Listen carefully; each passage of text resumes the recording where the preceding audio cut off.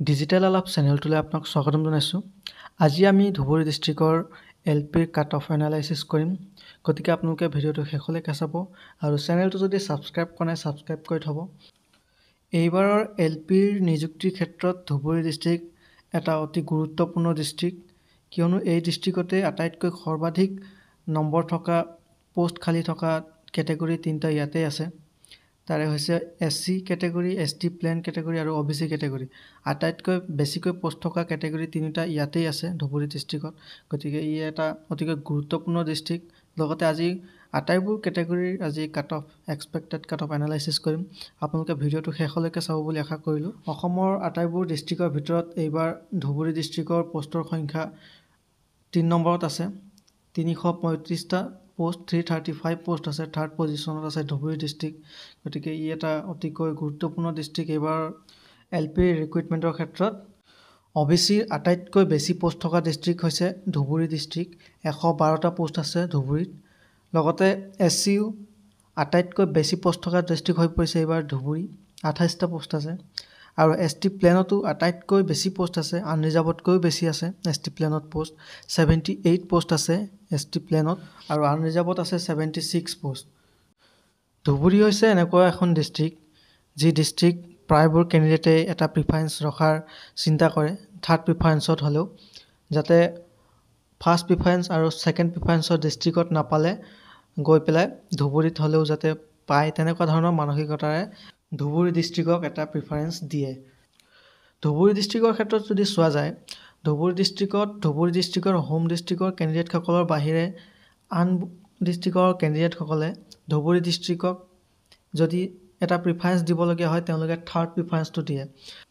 আৰু ধুবুৰী ডিষ্ট্ৰিক্টৰ কেণ্ডিডেটসকলেও উজনিৰ ফালে আহি থকা দেখা যায়, উজনিৰ ডিষ্ট্ৰিক্টসমূহত তেওঁলোকে প্ৰিফাৰেঞ্চ দিয়া দেখা যায়।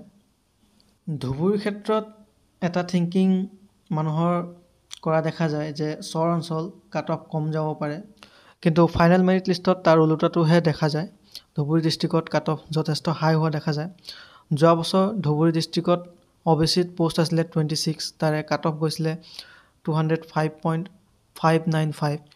গতিকে ধুবুৰী ডিষ্ট্ৰিক্টক যোৱা বছৰ আন ডিষ্ট্ৰিক্টৰ লগত তুলনা কৰি চালে ধুবুৰী ডিষ্ট্ৰিক্টত আৰু কাট অফ আন ডিষ্ট্ৰিক্টৰ তুলনাত বেছিয়ে হৈছিলে দেখা গৈছিলে। আৰু আনৰিজাৰ্ভৰ ক্ষেত্ৰত 64 পোষ্ট আছিলে যোৱা বছৰ আৰু কাট অফ গৈছিলে 217 বুলিয়ে ক'ব লাগিব, 217 গৈছিলে কাট অফ ধুবুৰী ডিষ্ট্ৰিক্টত যোৱাবাৰ। এয়া যথেষ্ট কাট অফ এয়া আনৰিজাৰ্ভৰ কাৰণে ধুবুৰী ডিষ্ট্ৰিক্টৰ ক্ষেত্ৰত। আন ডিষ্ট্ৰিক্টতকৈ তুলনাত ধুবুৰী ডিষ্ট্ৰিক্টত যোৱা বছৰ আনৰিজাৰ্ভৰ আৰু কাট অফ বেছিহে গৈছিলে, যদিও চৰ অঞ্চল, কিন্তু কাট অফ যথেষ্ট হাই গৈছিলে আন ডিষ্ট্ৰিক্টৰ তুলনাত। সেয়া যি কি নহওক, এইবাৰ ৰিক্ৰুইটমেণ্টৰ মেৰিটৰ প্ৰচেছ বেলেগ হৈছে, মেৰিট লিষ্ট বনোৱাৰ প্ৰচেছটো বেলেগ হৈছে। টেট মাৰ্কৰ ওপৰত ভিত্তি কৰি মেৰিট লিষ্ট বনোৱা বুলি ক'ব লাগিব।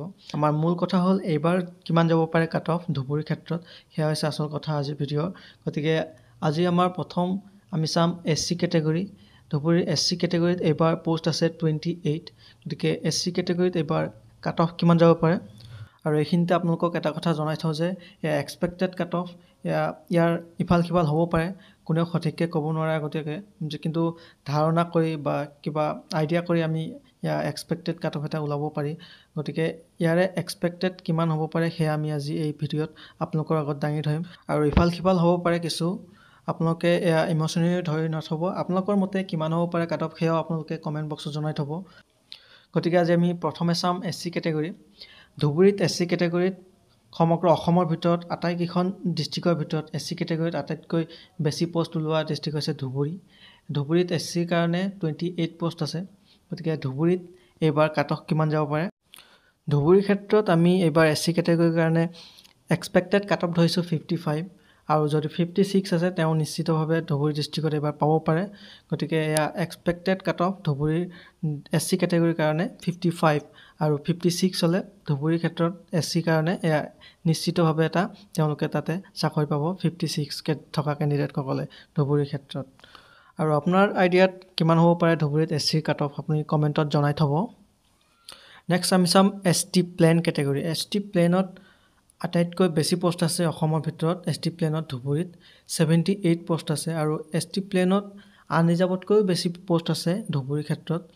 78 পোষ্ট যথেষ্ট এটা পৰিমাণৰ ST প্লেনৰ কাৰণে পোষ্ট ধুবুৰীত আছে গতিকে ইয়াতে কাট অফ কিমান যাব পাৰে ধুবুৰীৰ ক্ষেত্ৰত আমি ST প্লেনত এক্সপেক্টেড কাট অফ আমি 54 ধৰিছোঁ ST প্লেনৰ কাৰণে 54 যাব পাৰে কাট অফ ধুবুৰীত ST প্লেনৰ ক্ষেত্ৰত আৰু আপোনাৰ মতে ST প্লেনৰ কাট অফ ধুবুৰীৰ ক্ষেত্ৰত কিমান যাব পাৰে আপুনি কমেণ্ট বক্সত জনাই থব নেক্সট আমি চাম ST হিল কেটেগৰী ST হিলৰ কাৰণে ধুবুৰীত পোষ্ট আছে 18 পোষ্ট গতিকে ST হিলত ধুবুৰীত এবাৰ কাট অফ কিমান যাব পাৰে ST হিলৰ কাৰণে আমি এক্সপেক্টেড কাট অফ ধৰিছোঁ ধুবুৰীৰ ক্ষেত্ৰত 53 পালে ধুবুৰীৰ ক্ষেত্ৰত ST হিলে চাকৰি এটা পাবলৈ সক্ষম হ'ব গতিকে আপোনাৰ মতে ST হিলৰ কাট অফ ধুবুৰীৰ ক্ষেত্ৰত কিমান যাব পাৰে আপুনি কমেণ্ট বক্সত জনাই থব আমাৰ মতে ধুবুৰীত আমি এক্সপেক্ট কৰিছোঁ কাট অফ 53 যাব পাৰে ST হিলৰ কাৰণে নেক্সট আমি চাম PWD কেটেগৰী PWD কেটেগৰীৰ কাৰণে ধুবুৰীত পোষ্ট আছে 12 আৰু PWD কেটেগৰীৰ কাৰণে ধুবুৰীত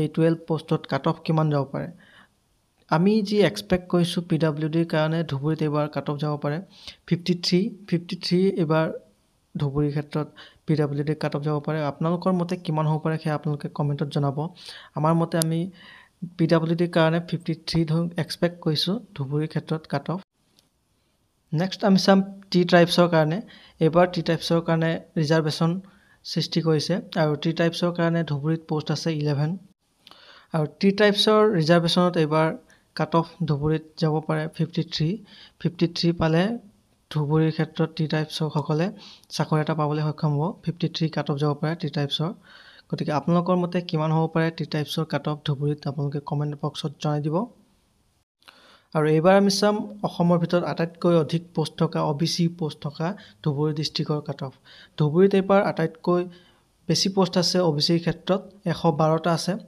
OBC কেটেগৰীত পাছ কৰা কেণ্ডিডেটসকলে ধুবুৰীৰ ফালে এবাৰ হ'লেও চাব অসমৰ আটাইবোৰ ডিষ্ট্ৰিক্টৰ কেণ্ডিডেটসকলে OBC কেটেগৰী যদি চাই ক'ত পোষ্ট কিমান আছে তাৰ ফালে চাবলৈ গ'লে ধুবুৰীৰ ফালে বেছিকৈ তেওঁলোকে অকণমান লক্ষ্য কৰিব কাৰণ ধুবুৰীত এইবাৰ অসমৰ আটাইকেইখন ডিষ্ট্ৰিক্টৰ ভিতৰত ধুবুৰীত আটাইতকৈ বেছি পোষ্ট আছে 112টা গতিকে ধুবুৰীৰ ক্ষেত্ৰত OBC কেণ্ডিডেটসকলে নিশ্চয়কৈ আবেদন কৰা এটা প্ৰিফাৰেঞ্চ ৰাখিব পাৰে যিসকল বিশেষকৈ OBC কেটেগৰীত পাছ কৰিছে আৰু যিসকল OBC কেটেগৰীত পাছ কৰি পেলাই লগতে তেওঁলোকে আনৰিজাৰ্ভৰ কেটেগৰীত সোমাব পৰা কেপাচিটি আছে তেওঁলোকেও OBC এটা ধুবুৰী ডিষ্ট্ৰিক্ট এটা তেওঁলোকে ৰাখিব পাৰে কাৰণ তেওঁলোকৰ কাৰণে দুটা চান্স থাকিব তেওঁলোকে আনৰিজাৰ্ভত নাপালে তেওঁলোকে OBC কেটেগৰী আছে OBC কেটেগৰীত যথেষ্ট পোষ্ট আছে তেওঁলোকে আনৰিজাৰ্ভত নাপালে তেওঁলোকে OBCত পোৱাৰ আশাতে তেওঁলোকে হয়তো ধুবুৰী এটা প্ৰিফাৰেঞ্চ ৰাখিছে গতিকে এনেবোৰ কিছু দিশ চোৱাৰ পিছত আমি OBCৰ ক্ষেত্ৰত ধুবুৰীত কাট অফ কিমান দিব পাৰোঁ বা আমি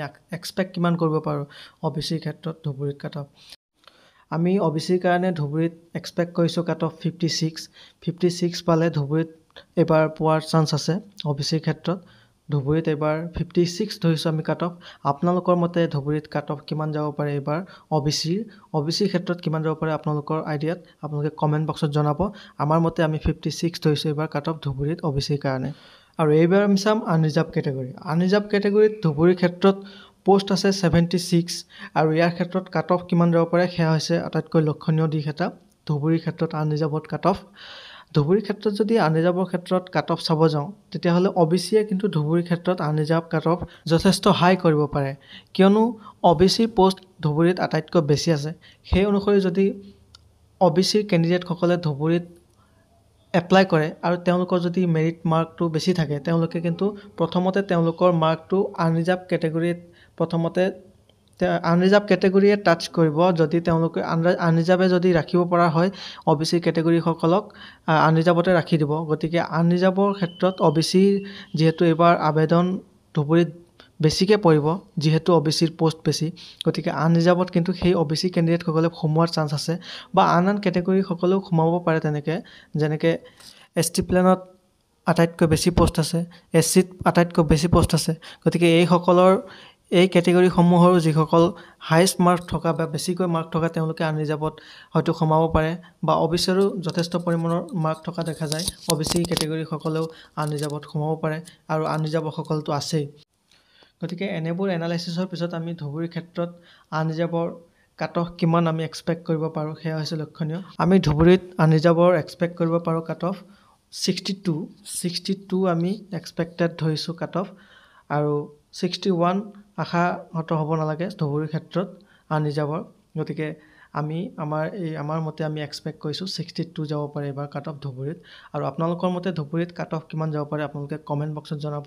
আৰু কাট অফ ইফাল সিফাল হ'ব পাৰে, আপোনালোকে এক্সপেক্টেড কাট অফ ইম'চনেল ধৰি নল'ব, কাৰণ আমি এয়া এক্সপেক্ট কৰিছোঁ, কিছু আইডিয়া কৰিছোঁ। আপোনাৰ মতে কিমান হ'ব পাৰে সেয়াও আপুনি কমেণ্ট বক্সত জনাব।